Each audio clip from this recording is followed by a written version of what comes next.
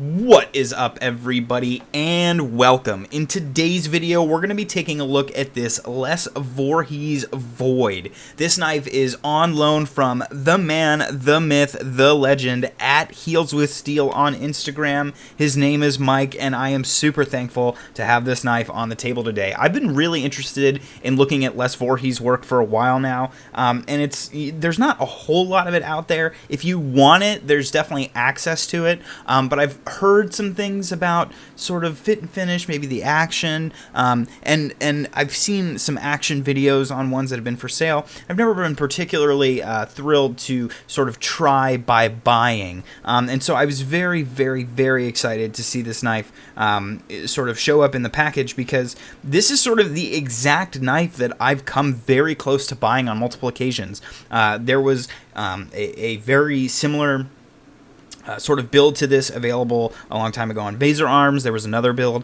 available on Knife Habit, and so I've actually kind of had builds like this with the Zerk and the Damasteel and the Timascus sort of in my cart, and just never really pulled the trigger. And so I'm very, very thankful to finally have the opportunity to take a look at this knife, and I've been playing with it a little bit over the last week or so, and sort of I have just some really mixed feelings on it.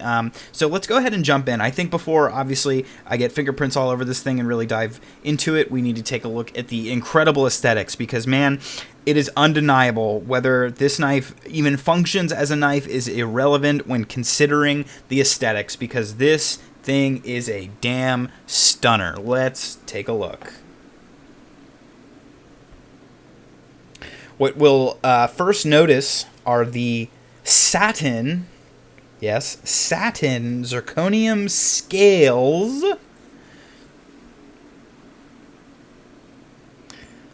Wow. Beautiful Timascus bolsters. So look at how these all line up at the bottom here. You've got these super, super thick zirconium scales. Look at that. I mean, thicker. That is 2 C's thick, my friends. Super thick, and then he cuts that down and slaps some very well fitted Timascus bolsters to either side of this slender zirconium cut. Unfucking believable. Gorgeous little rounded Timascus pivot collar around a two-tone anodized Steve Kelly pivot, and we are of course looking at a gorgeous deep etch Damasteel blade. Flip that baby over. Same thing on the reverse side. By the way, this thing is like 30 pounds. Gorgeous full flowing Damasteel dress clip here. And of course, beautiful blued titanium liners and a zirconium floating backspacer. And, or is it floating, or is it just I think it's not floating, it's just sort of chamfered very well done. Looks floating because it gets so deep in there. Pretty cool. Take a look at this blade. Wow! Bom, bom, bom. Look at that.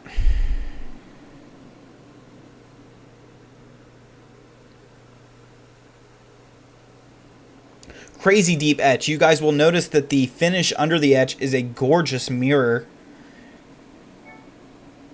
But man, that thing is deep. Look at this blade. Crazy shape.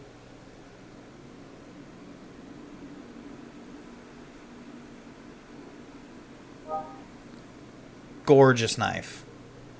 Absolutely gorgeous knife. Now, when you stick this beast in your hand, how's it feel? Super comfortable. Look at the ergos. Super, super comfortable in the saber grip, which is probably how you actually will be gripping it, because you probably aren't going to use this to cut anything, so you probably aren't going to use pinch grip. You're just going to hold it in your hand.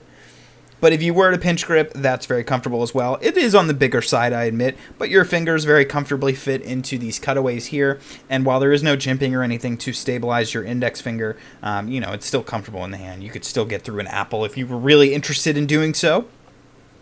Now, there is no lock stick, but let's show you that when this is the lock fully engaged. When you disengage the lock, it's not until the knife is this closed that you hit the detent. And this makes the knife very difficult to close because your thumb naturally is sitting right here. Well, there's something else sitting right there too. It's the flipper tab. So check this out. I go to close, no chance, not even a little bit. So if I go to close and I back out, great, except now the detent is caught on the tang. So I really have to push all the way to the halfway closed position just to start seeing if the action is sort of free dropping or not. This is a real bummer, and while the action is a little bit stiffer than I prefer, you know, it is droppy enough that, like, I would totally own this knife. I mean, you guys can see for yourselves. It's really not that much effort. Smooth bearings, the deep, I don't feel the deep etch at all. There's, he clearly sort of masked off the etch on this, did a very good job. And again, not the most amazing action I've ever handled, but absolutely solid, great acoustic deployment. Pretty smooth on the close, and for such a deep etch on damage steel, there are other makers that can't do that for shit. So pretty good as far as I'm concerned. The real issue is that detent ball location in relation to the tang. It makes this thing impossible to fidget with because it's just something, you know, it's an extra step where I gotta close, move, then pull down, then grip the knife, then drop.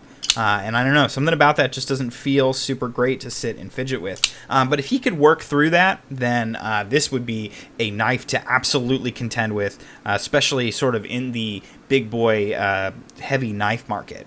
Really, really appreciate that. So that's going to go ahead and do it for this one, guys. Of course, if you'd like to see beautiful pictures of this knife, check it out on the owner's Instagram. That is at healswithsteel, HEALS with steel on Instagram. Of course, check me out on Instagram at tovarishworks and email me for any reason whatsoever at tovarishworks@gmail.com. Thanks so much for watching, guys, and I will see you next time.